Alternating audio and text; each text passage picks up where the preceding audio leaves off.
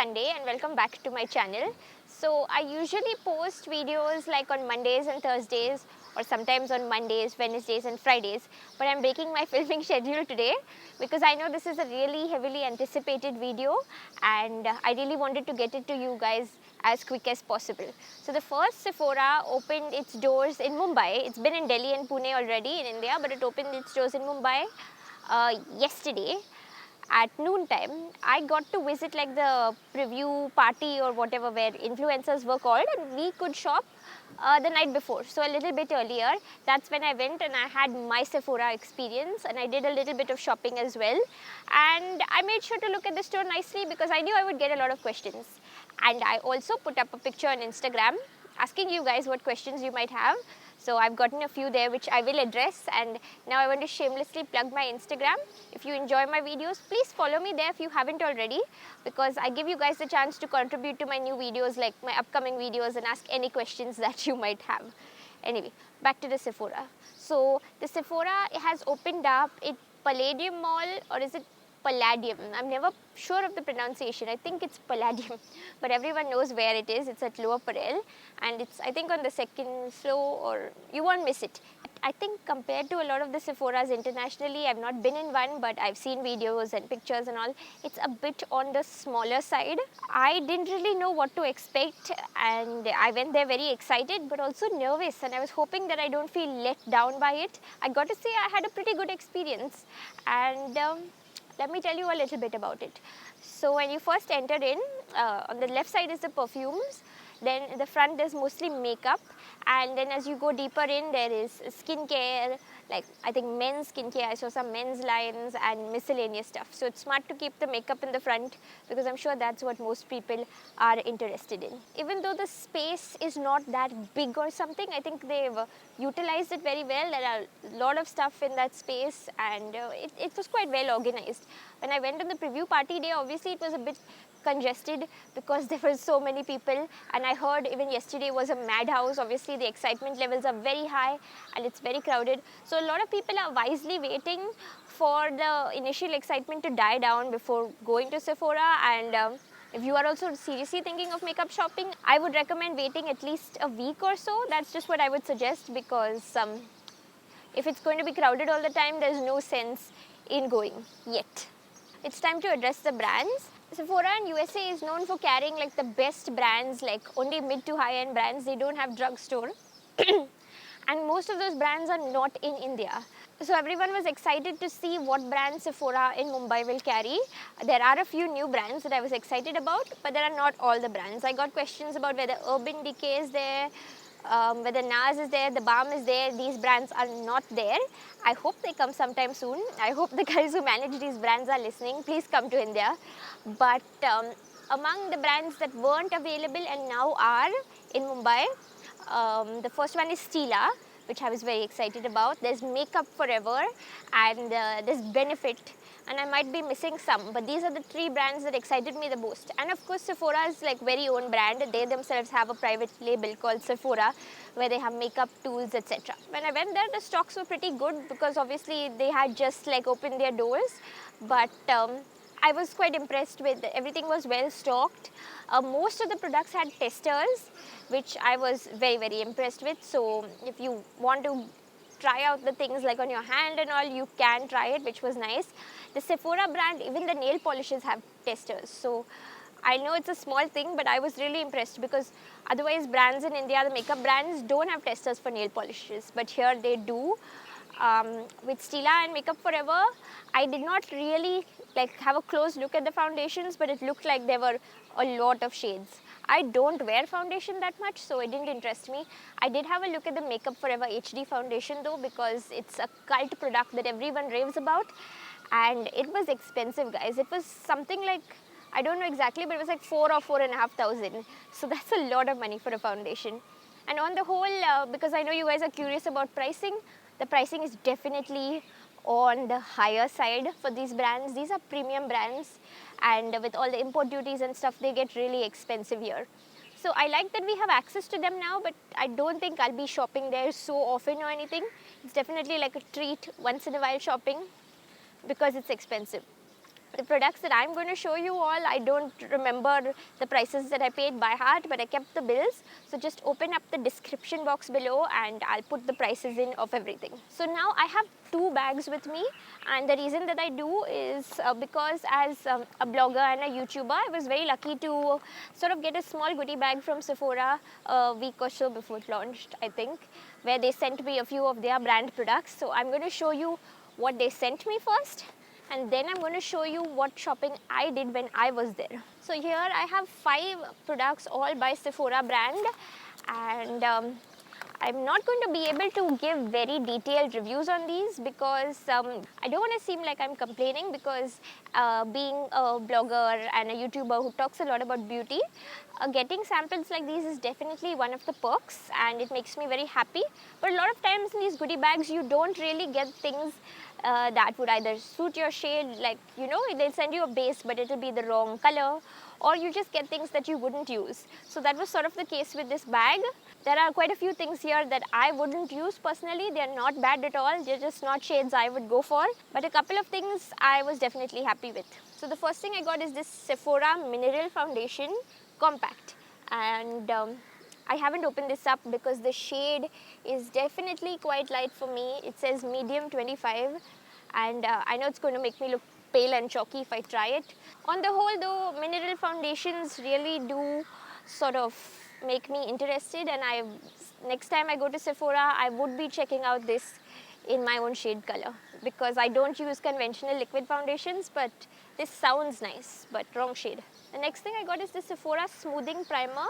For those of you who don't know what primer is, it's just sort of like a silicone based product, like a liquidy product that you apply on your face, and it sort of smooths everything out. If you have, like, everyone has little imperfections and bumps and all in their skin, this sort of just fills and smooths everything out, so that whatever base you're putting after that would like glide on much nicer, and it would help with the staying power. And primers also recommended if you have like oily skin, which is like mine, and you're going to be wearing makeup for many hours, the makeup can melt off. So that's where a primer comes in, and it helps you keep your makeup looking fresh and everything for longer. So again, this is something I haven't tried, but I've tried before, like other primers in the past. The Kiehl's Micro Blur Skin Perfector is my favorite.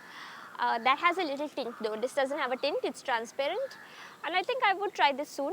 Let me know if you want a review on this. The next 2 things are both eye products. The first one is this Baked Blush Trio, and the shade is called Blue Blood.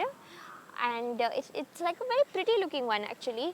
It's got sort of a black and teal glitter mixed one on top. There's a turquoise one on the bottom, and in between there is silver. So I really like the colors of this, but the thing is I just don't really use that many powder eyeshadows. I don't use eyeshadows with a brush. Sometimes I just tend to use eyeshadow pens, but that's about as far as I'll go. It looks really pretty. If this was a neutral trio and it was like brown or gold or something, I would have been crazy over it. But this one, I'm just not sure if I'll use it.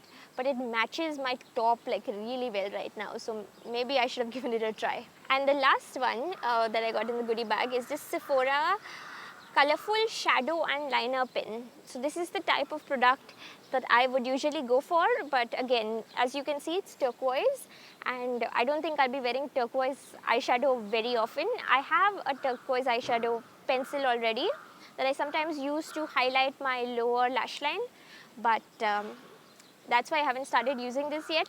When I went to Sephora, I did try to look around for this product because I wanted to see if they had any sort of brown or warm neutral shades, and I would have picked it up.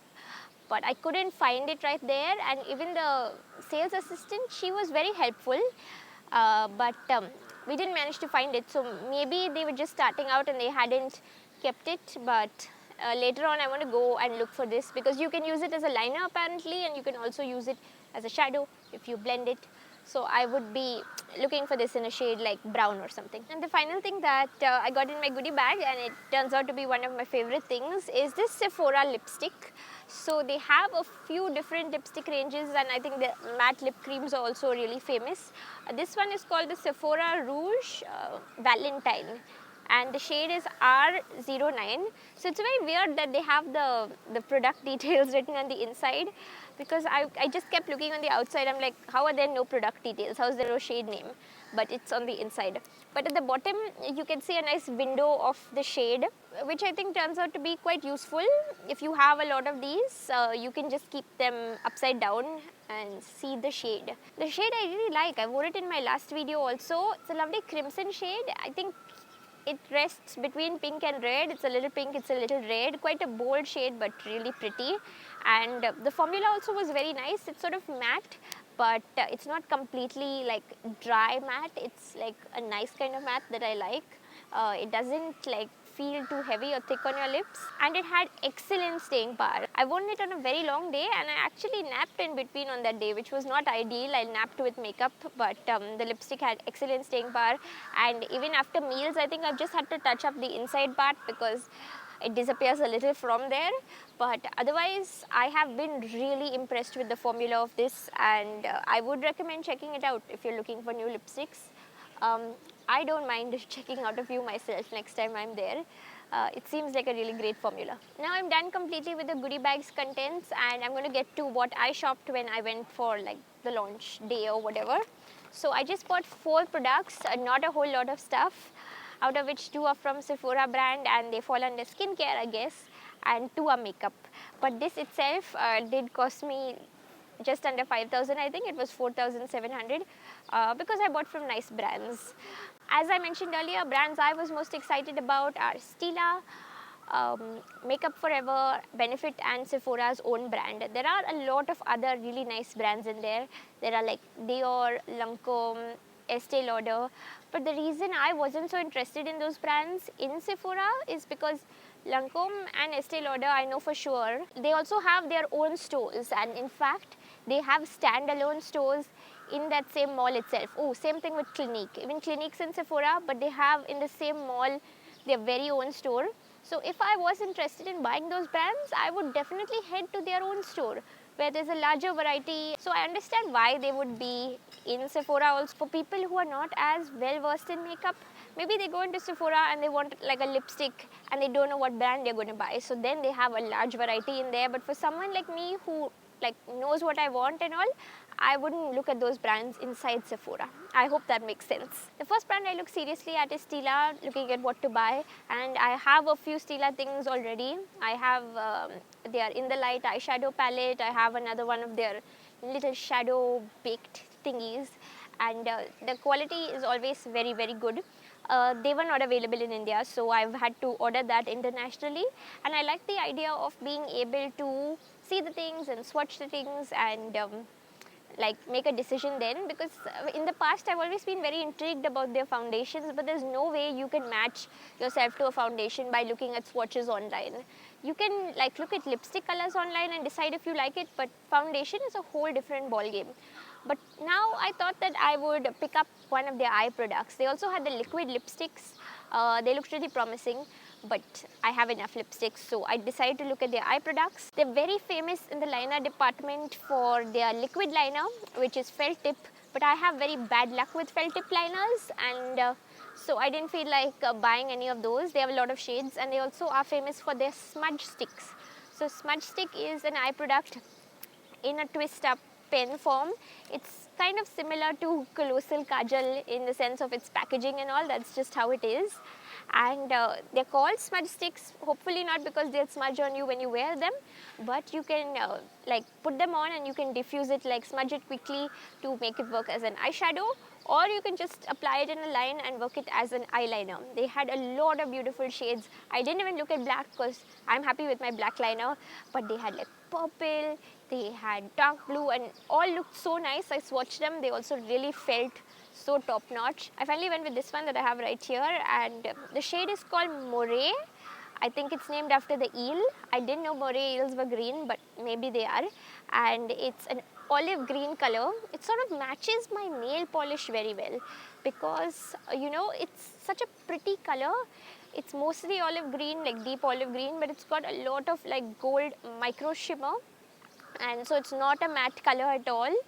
If you're looking for matte, this one is not for you. It's got shimmer, but it adds such a nice like dimension, and I really liked how it looked on my hand and how it felt also, because it was not just olive green but it had all that gold, and I thought it was really pretty.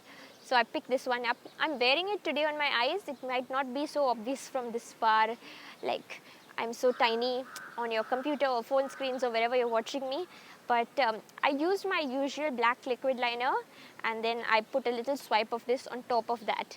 I am not disappointed with the pigmentation. It has excellent pigmentation, but the reason that I layered is because I wanted the shape and intensity and control of my black liquid liner to make my wing, and then I just wanted to add a little more dimension by putting this on top of it, and I really like the effect it gives. I think that in person it would be a lot more visible and very pretty. Next up, another eye product. This one's from Makeup Forever, and it is their Aqua Shadow Crayon Waterproof Eyeshadow Pencil, and the shade is called 22E. I don't think it has a name.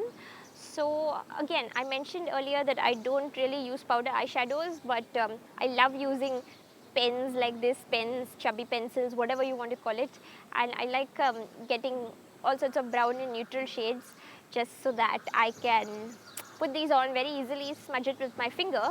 So there was a good amount of shades in this range, and obviously the neutral brown one attracted me the most. I also tried the black one because I wanted to attempt a smoky eye, but I figured I'd maybe buy that later because I don't have the makeup chops to do a smoky eye on myself right now, like a nice one. But I love when professionals do it. It looks so good.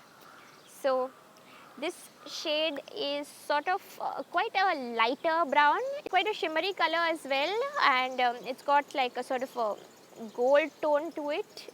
Looks sort of like a rose gold, I think. I'm kind of fumbling with describing the shade, but that's pretty much how it is. I liked how it felt again when I swatched it on my arm. It had just the right amount of I think hardness to it, not so soft that it just very creamy and that it blends off very easily, and that those type of things also tend to disappear very fast because I have oily lids, but not so hard that it's uncomfortable. It had just the right amount of stiffness or whatever, and it blended nicely. I think I would have to blend it fast though. So in my hurry while buying it, I didn't really check if it was a twist up type of pen or a sharpening type of pencil, but I think it's a sharpening type of pencil. I've swatched it at home, but I haven't really bothered about worrying about sharpening it yet. And then finally, if you watched the Sephora vlog that I made on my vlog channel, I'll link it below. I made a vlog of my visit there. You'll have seen the face mask, like the sheet mask display. It was really attractive, and a lot of people were there just because it looked so nice. They have so many different sheet masks in really bright colors, and it says whatever skin concern you may have, different masks address those. I've never tried a sheet mask in my life, so I thought I should pick them up. I picked up one for myself, the green tea mask, and this one says it's mattifying and anti-blemish, so it sounds perfect for my oily, acne-prone skin. And then I wanted to pick one up for my mum as well. So I bought her the Lingzhi mask. I have no idea what Lingzhi is. Sounds like a Chinese ingredient. I should look it up. But this one is anti-aging and smoothing. So yeah, it felt kind of overindulgent to spend money on a sheet mask because there's only one in here. So it's single use and you throw it out. But then I realized that, if I spend on a facial or a cleanup at a nice salon, it's going to cost a lot more. Plus, I have to actually go to the salon, I have to come back home. Here I can pamper myself right at home. So I thought, why not? Giving these a try soon, and I hope they're nice. So that's really all I have for this video. I'm sorry that it ran long and it was a little bit rambly. I just wanted to give you guys as much information as possible and address any questions that I received. And still, if you have any questions that you'd like me to answer, something that I forgot to mention or something, please leave them in the comment box below and I will answer them. I hope you found this video useful, and if you liked it, please give it a thumbs up and consider subscribing to my channel. Thanks for watching, and I'll see you guys next time. Bye.